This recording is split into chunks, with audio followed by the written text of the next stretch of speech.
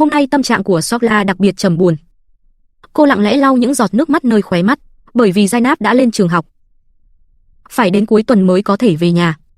Những ngày thường, Zainab luôn ở bên cạnh cô, là người giúp đỡ đắc lực mỗi khi lên núi xuống sông, nhưng giờ đây con gái đã đi học xa, thiếu đi người bạn đồng hành thân thiết ấy. Sokla cảm thấy trong lòng trống trải khó tả. Cô cố gắng kìm nén cảm xúc, nhưng đôi mắt vẫn không ngừng ươn ướt.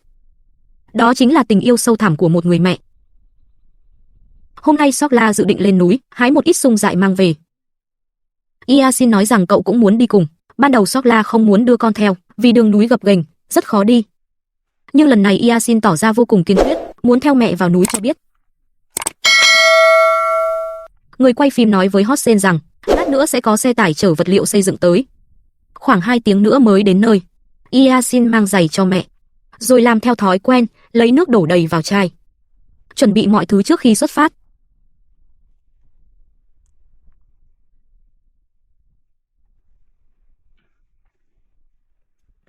Hossein nói với mẹ một vị trí khá cụ thể. Khi chăn cừu, cậu từng thấy ở đó có một cây sung. Trên cây vẫn còn trái.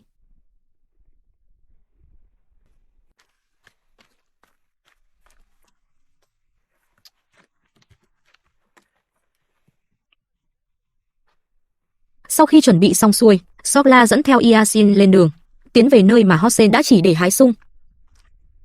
Hy vọng khi họ đến nơi vẫn chưa bị ai hái mất.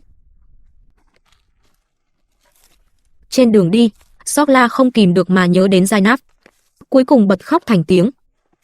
Trong những ngày đã qua, hai mẹ con luôn cùng nhau lên núi hái quả, xuống sông bắt cá, vất vả nhưng luôn tràn ngập tiếng cười. Giờ đây sự đồng hành ấy bỗng nhiên không còn nữa. Trong lòng cô vô cùng đau xót, đó không chỉ là tình mẫu tử, mà còn là hình ảnh chân thực của đời sống du mục. Trong hoàn cảnh khắc nghiệt, sự gắn bó giữa các thành viên trong gia đình ngày càng sâu sắc, sự đồng hành trở thành niềm an ủi quý giá nhất. Vì vậy, dù chỉ là vài ngày xa cách ngắn ngủi, trong lòng Sokla cũng cảm thấy khó có thể chịu đựng khoảng trống trải ấy. Trong mắt người ngoài, có lẽ đó chỉ là một cuộc chia xa ngắn hạn, nhưng trong lòng Sokla, đó lại là nỗi cô đơn và nhớ thương rất thật.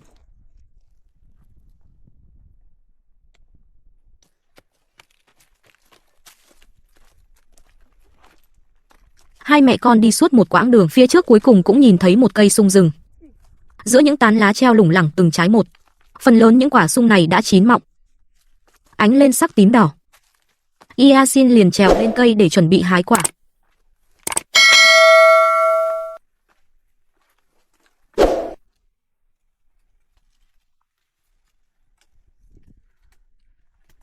Không có Zainab ở bên cạnh, Sokla đành phải tự mình trèo lên cây, hái những quả treo ở trên cao.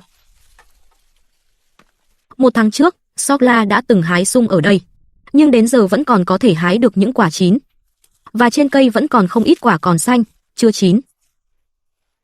Những cây sung rừng trong núi như thế này thường có thời điểm chín không đồng đều. Khoảng thời gian chín kéo dài khá lâu, bởi môi trường sinh trưởng khác nhau rất nhiều. Ánh nắng trong núi, nhiệt độ và độ ẩm, mỗi nơi đều không giống nhau. Dù chỉ cách nhau vài trăm mét, hai cây cũng có nhịp chín khác nhau. Hơn nữa, sung còn có một đặc điểm, đó là quả trên cùng một cây không chín cùng lúc, mà chín dần theo từng đợt. Vì vậy có thể hái liên tục trong một thời gian dài. Yasin cũng muốn trèo lên giúp mẹ hái quả, nhưng vì còn nhỏ nên không trèo lên được, cuối cùng chỉ đành bỏ cuộc. Có lẽ phải đợi khi em lớn hơn một chút, em cũng sẽ có thể giống như chị hai Zainab, thật sự trở thành chỗ dựa cho mẹ.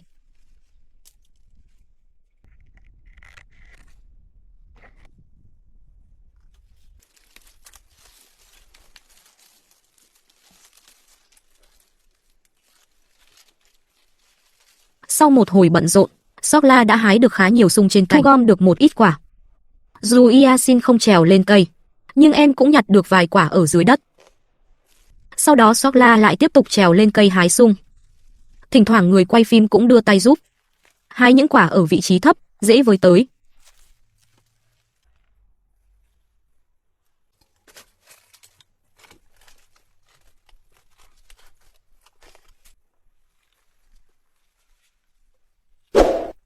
Nghe không rõ. Sau khi lại bận rộn một lúc nữa, Sokla lại hái thêm được một ít sung. Hôm nay thu hoạch từ cây này xem như khá tốt. Số sung hái được khoảng 2 đến 3 cân. Mỗi quả đều căng mọng và ngọt thơm. Đợi khi về đến nhà, mấy đứa trẻ lại có thể quây quần bên nhau, chia nhau thưởng thức vị ngọt hiếm hoi này.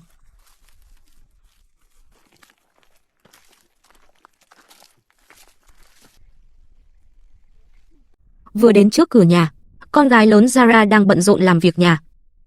Thời gian gần đây việc xây nhà mới do cát sông cần dùng và gạch đá cùng các vật liệu xây dựng khác chưa được vận chuyển tới, nên tiến độ đã bị trì hoãn mấy ngày liền.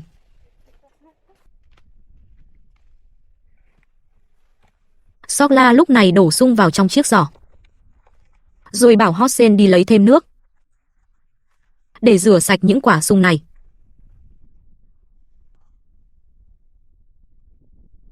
Zara đang pha trà, chuẩn bị mang tới cho mẹ. Giờ đây các em đều đã đi học. Em trở thành người trợ thủ tận tâm nhất của mẹ. Dù không giống như Zainab, ngày nào cũng theo mẹ lên núi hái quả, chặt củi hay bắt cá, nhưng em vẫn dùng cách riêng của mình để góp sức cho gia đình này. Sokla lấy một phần sung trong giỏ, cho vào chậu để rửa sạch, rồi để bọn trẻ cùng ăn. Số còn lại giữ lại cho lần sau, hoặc đợi Zainab và Fatima về rồi cùng ăn.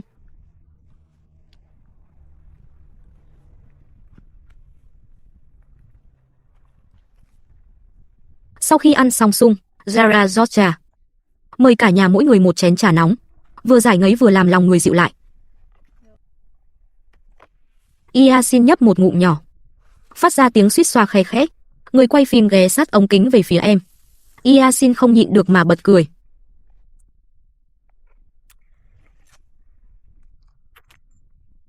Người quay phim lại trêu Hossein một chút, bầu không khí lập tức trở nên nhẹ nhàng vui vẻ. Ha ha. Chén trà đơn sơ, nhờ những tiếng cười lúc này mà trở nên ấm áp lạ thường. Ha. Ha ha, cười không nhịn được. Sau khi uống trà xong, Sokla lập tức bắt tay vào chuẩn bị bữa tối. Cô lấy phần bột đã nhào sẵn từ trước, rắc thêm một ít muối, rồi cho vào lượng bột nghệ vừa phải. Sau đó cô cho thêm một ít nho khô, chuẩn bị trộn đều vào khối bột. Cách làm này giúp chiếc bánh vừa có vị mặn thơm, lại phảng phất vị ngọt của trái cây khô, khi ăn tạo nên nhiều tầng hương vị hơn.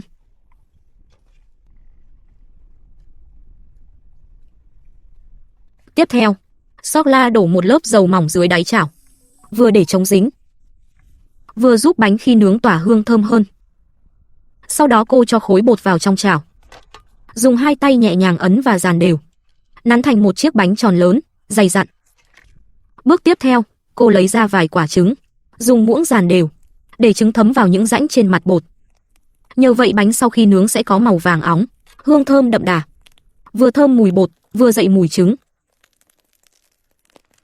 Tiếp theo, Sokla úp ngược một chiếc chảo khác lên trên, rồi rắc cho than lên mặt nắp. Cuối cùng đặt đá lên trên để cố định. Như vậy dù không có lò nướng, vẫn có thể dựa vào cho than và dụng cụ nấu để tạo hiệu quả làm nóng cả trên lẫn dưới. Có thể nói, đây chính là cách người du mục tự chế lò nướng của mình. Một lúc sau, Sokla nhấc nắp lên. Hơi nóng cùng mùi thơm lập tức tỏa ra. Chiếc bánh trứng trong chảo đã được nướng vàng rụa, bề mặt hơi phồng lên. Món bánh này đã chín hoàn toàn, có thể bày ra để các con cùng thưởng thức.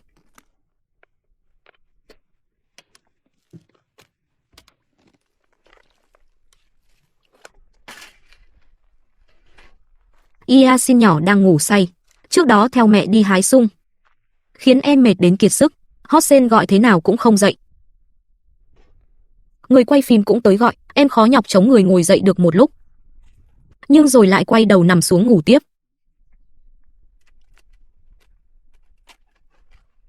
Xem ra bữa tối hôm nay vắng bóng Yasin nhỏ, chỉ còn Sokla, Hossein và Zara cùng nhau chia sẻ bữa ăn này.